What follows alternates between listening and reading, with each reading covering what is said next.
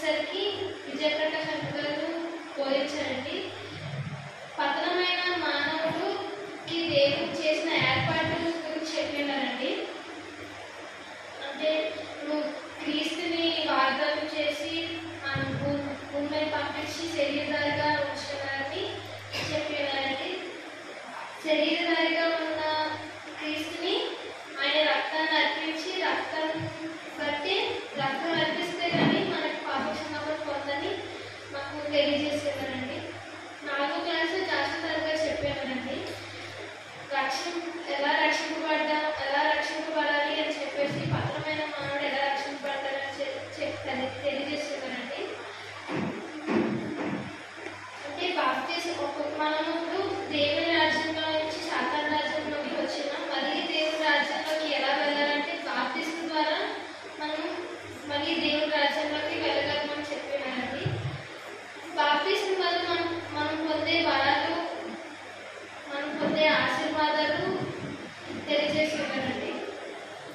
నేను నేర్చుకున్నది ఏంటంటే మనం క్రీస్తులా ఉండాలని దేవుడు కోరుకునేనాడండి. అందుకని నేను పరిశుద్ధంగా నిర్దోషంగా బ్రతకాలని నేను నేర్చుకున్నానండి.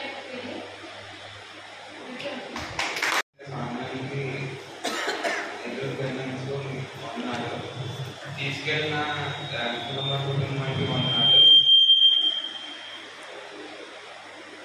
అక్కడ నేర్చుకున్న 4 పాఠాలు ఏంటంటే దేవుని యొక్క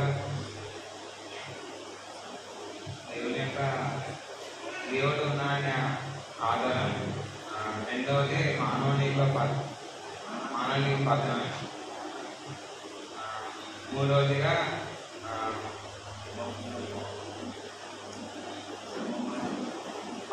పాతమైన మానవునికి దేవుని ఏర్పాటు. 4వది రక్షించబడేటట్టు ఎలా రక్షించబడాలో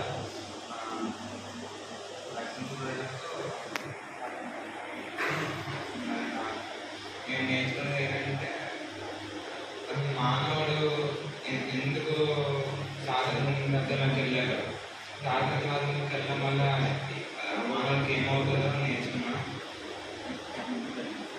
సాధన రాజున్న దేవుని రాజ్యంలోకి ఎలా రావాలో కోసం చెప్పలేదు. ఇది మేము నేర్చుకున్నాం. అందరికీ వందనాలు.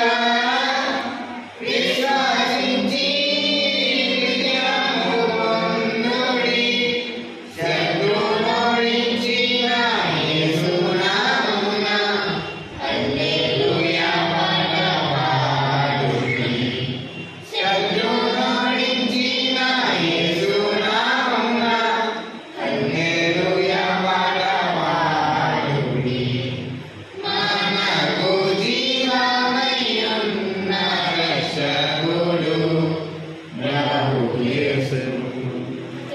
అందరికీ వందనాలు.